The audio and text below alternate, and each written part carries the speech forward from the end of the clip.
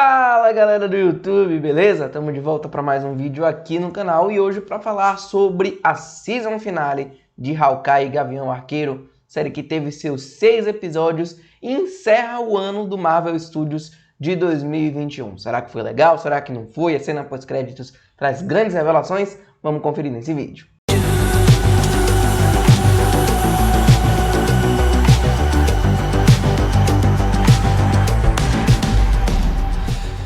O episódio já abre nos mostrando Wilson Fisk, o rei do crime, e a sua relação com a Maya Lopes. A gente vê que ele realmente é o líder da gangue dos agasalhos e que a Maya era uma segunda no comando. E o episódio começa justamente com a Maya se despedindo, dizendo que vai precisar de um tempo para refletir sobre tudo que aconteceu, que ela não vai mais atrás do Ronin, que foi o assassino do seu pai. Mas o Wilson Fisk, muito inteligente como ele é, já se liga que na verdade ela descobriu a verdade do que ele fez, que foi ele o responsável por mandar matar o pai dela, e o Kazi teve também ligações com isso. Então ela vai embora, mas o Fisk já fica de olho e muito provavelmente vamos ter um confronto entre os dois no futuro. Outra revelação nesse episódio é que a mãe da Kate, a Eleanor Bishop, realmente trabalhava junto com Wilson Fisk, mas ela não era nenhuma grande vilã megalomaníaca ou alguma outra personagem inspirada nos quadrinhos. Ela era apenas a mãe da Kate, que precisou assumir um lugar ali junto ao Wilson Fisk na máfia pelas dívidas que o esposo dela, o pai da Kate, tinha com o Fisk. E também, aparentemente, o pai da Kate morreu mesmo, não teve nenhuma revelação dele aparecer ou coisa do tipo. E também a Eleanor Bishop, ela se mostra arrependida, ela não quer mais trabalhar pro Fisk, e esse é o mote desse último episódio. Também descobrimos que foi a Eleanor que matou o Armand e incriminou o Jack, como a gente já fazia todas as teorias a respeito disso. No final das contas, por mais que tudo indicasse que o Jack era um vilão, ele era apenas uma vítima nessa situação toda. Então o Jack, no fim das contas, é do bem. Clint conversa com a Kate sobre a situação, explica a ela que realmente nessa vida de super-herói há momentos em que coisas como essa podem acontecer, e ele pela primeira vez diz que ela é a sua parceira. Ele entende a importância de ter a Kate Bishop ao lado dele, e é o momento em que a Kate também percebe que finalmente chegou a hora dela ser uma heroína ao lado do Gavião Arqueiro, quem ela sempre admirou. Ela inclusive conta pra ele. Foi através do que ela viu ele fazer na Batalha de Nova York, a forma como ele, mesmo sem poderes, conseguiu lutar aquela batalha,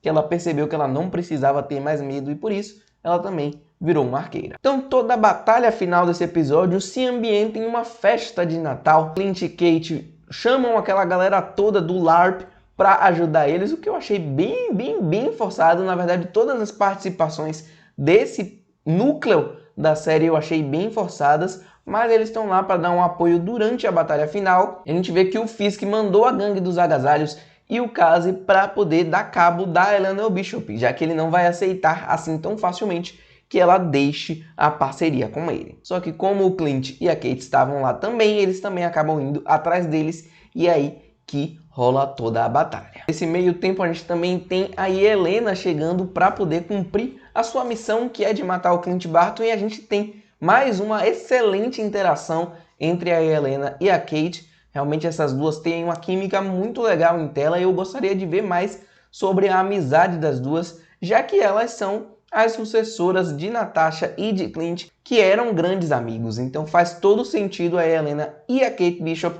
também serem grandes amigas daqui pra frente. Eu acho que essa amizade entre as duas vai ser explorada, quem sabe, num filme ou série dos Jovens Vingadores. Então a gente tem toda aquela luta no lugar lá de patinação no gelo, que é bem legal, apesar de um pouco forçada também. Aparecem muitos membros da gangue do agasalho, eles usam várias flechas especiais.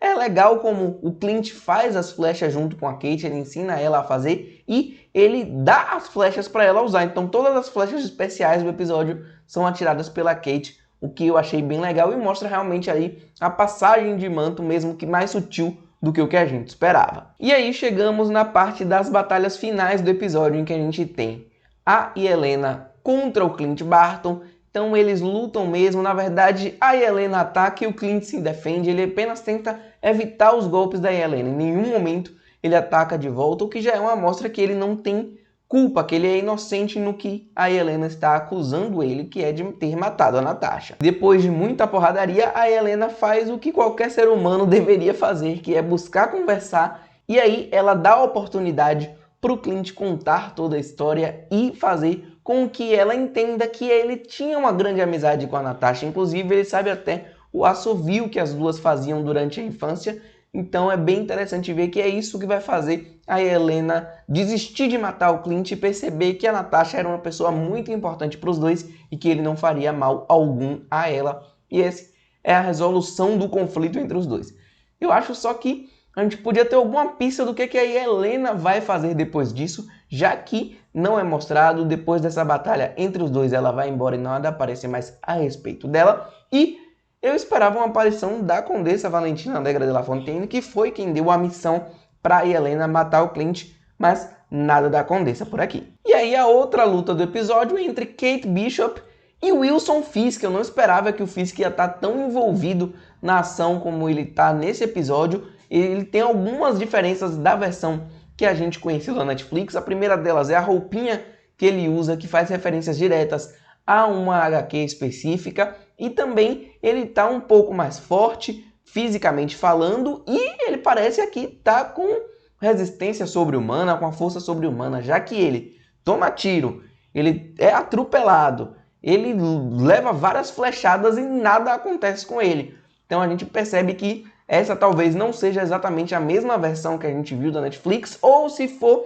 ele passou por algum experimento, alguma coisa que mudou ele nesse tempo em que a gente não o viu mais desde o fim da série do Demolidor, já que ele está bem mais resistente. E eu acho que todas as cenas que o Wilson Fisk está em tela são muito interessantes, são muito legais e mostram como ele ainda é muito assustador, como ele é um cara mau, e eu espero ver mais desse personagem, mas a gente vai falar o possível destino do Wilson Fisk mais pro final do episódio. Mas foi interessante ver como a Kate derrotou ele. Talvez alguns fãs mais puristas, saudosistas da Netflix vão ficar um pouco de bico torcido para isso, já que ele foi derrotado, né? Em toda a série do Demolidor da Netflix tinha muito mais violência, que a gente tem uma coisa muito mais próxima dos quadrinhos do que da realidade, daquele realismo que as séries da Netflix tentavam passar. No fim das contas, depois que tudo é esclarecido, a gente volta para casa dos Barton e o Clint entrega para a esposa um relógio, que é aquele relógio que a gente vê no primeiro episódio, a gangue do agasalho tentando roubar,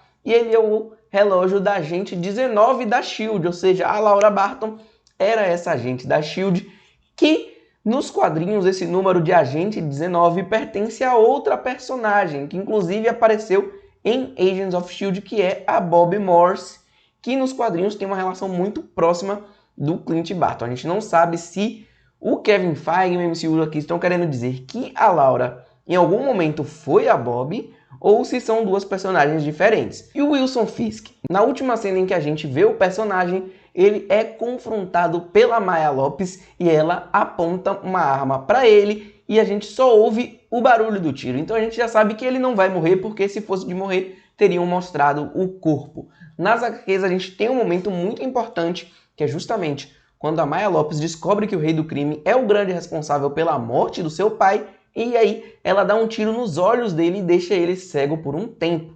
Então eu acredito que isso pode acontecer no MCU e quem sabe na própria série da Echo a gente vai ver esse fato acontecendo e também, claro, o Demolidor chegando para confrontar o Wilson Fisk mais uma vez. E o final da série a gente tem a Kate conhecendo a família do Clint e a cena final mesmo é com ela falando sugestões de nomes de super-heroína que ela pode usar e a gente subentende que ela vai acabar adotando também o nome de Hawkeye, de Gavião Arqueira. Já a cena pós-créditos eu não quero nem perder muito tempo comentando porque é a pior cena pós-créditos de todos os filmes da Marvel, consegue superar a cena de Homem de Ferro 3, é pior do que a cena pós-créditos do Capitão América em Homem-Aranha de Volta Lá, é a pior cena pós-créditos que a Marvel já fez. Eu acho que eles tentaram fazer uma piadinha ali com o fato desse episódio estar saindo na semana de Natal, mas para mim não funcionou. Você sempre espera que a cena pós-créditos te entregue alguma coisa, um vislumbre para o futuro, alguma resposta.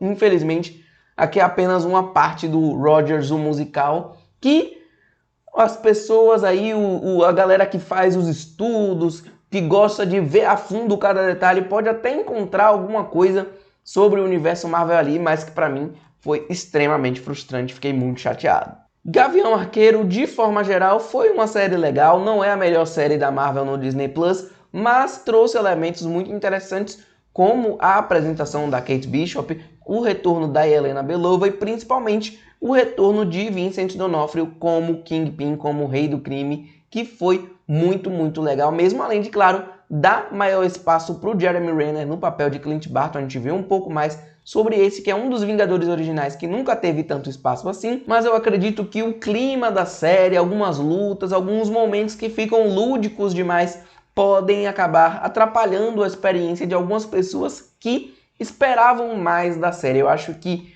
mesmo a série não tendo tanto hype nas redes sociais, como a gente viu com WandaVision lá no início de 2021, eu acredito que as pessoas esperavam um pouco mais de Gavião Arqueiro e talvez algumas fiquem frustradas com o desfecho da história, mas pra mim foi bem regular, bem na média, não é a minha preferida, mas também não é a que eu menos gostei. Mas agora é hora de você falar o que você achou de Gavião Arqueiro. Deixa aqui embaixo nos comentários a sua opinião, mete o like no vídeo, se inscreve no canal e clica aqui para conferir a playlist completa e você ver todas as minhas opiniões de todos os episódios de Gavião Arqueiro. É isso aí, galera. Tamo junto. Até o próximo vídeo. Valeu!